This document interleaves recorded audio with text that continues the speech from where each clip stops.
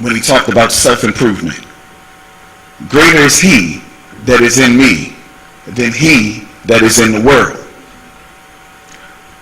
Brother David talked about the frequencies and the thought that travels from person to person. All that's real.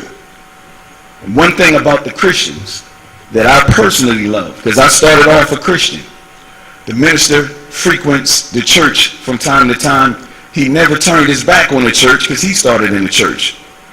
And just to give you a little secret, most of us in the Nation of Islam started in the church.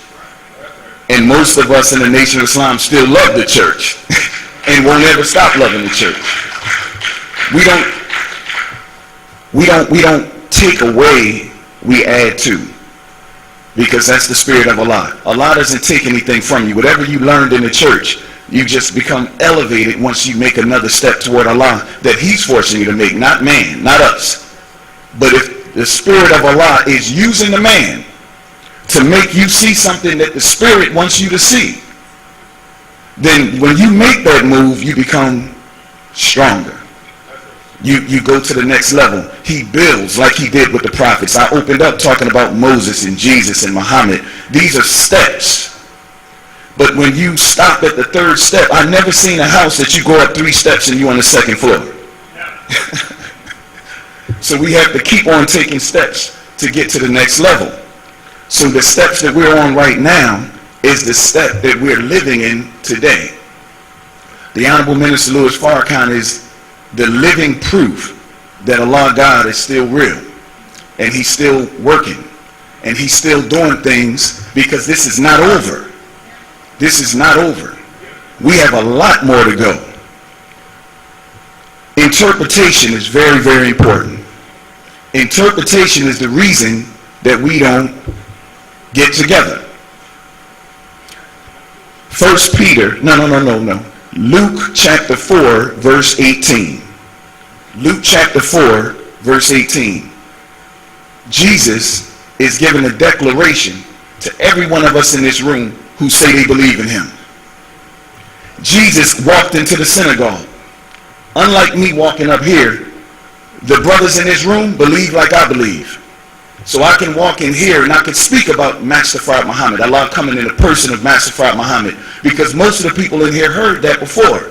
But there's a whole world of people out there, a neighborhood of people out there that never heard that God came.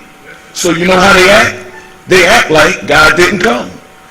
So that's our responsibility, who know that God came in the person of Master Fard Muhammad, raised up the exalted Christ, the Honorable Elijah Muhammad, and then out of their mercy gave us the Honorable Minister Louis Farrakhan.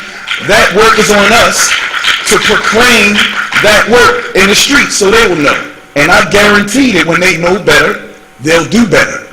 I don't expect them to do anything more than what I see when I go in the street. I expect to see exactly what I see. The results of 400 years of slavery with no teacher.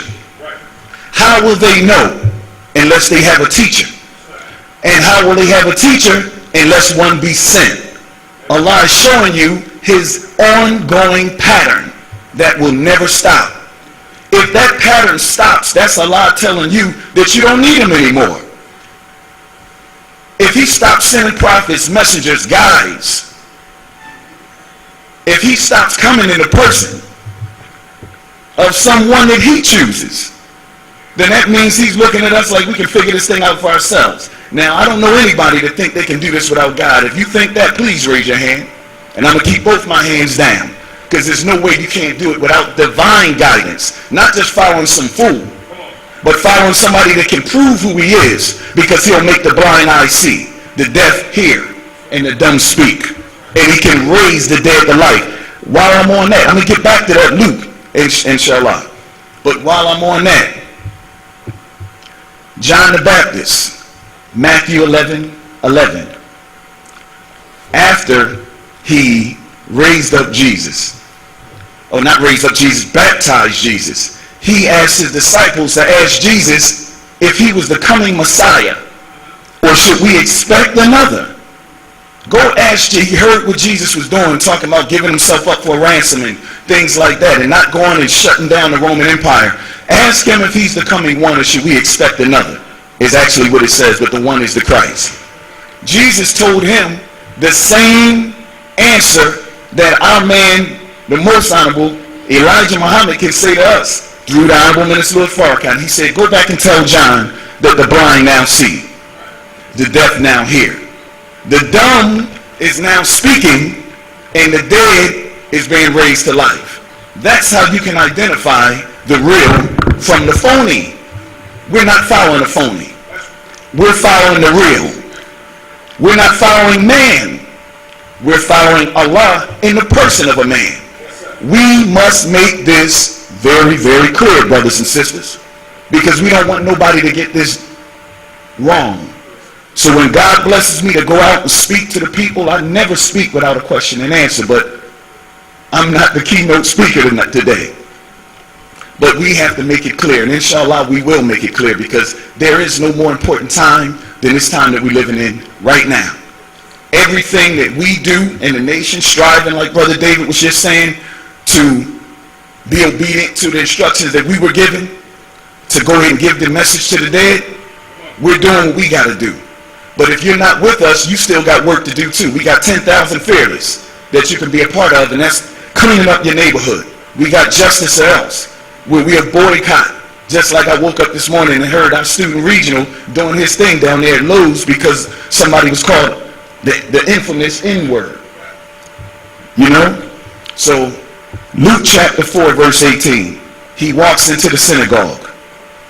When he goes into the synagogue, they gave him the scroll of Isaiah. Jesus said he was here to proclaim the year of the Lord. All I'm here to tell you is you in that year. So I greet you with the greeting words of peace as I came before you. Assalamu alaikum.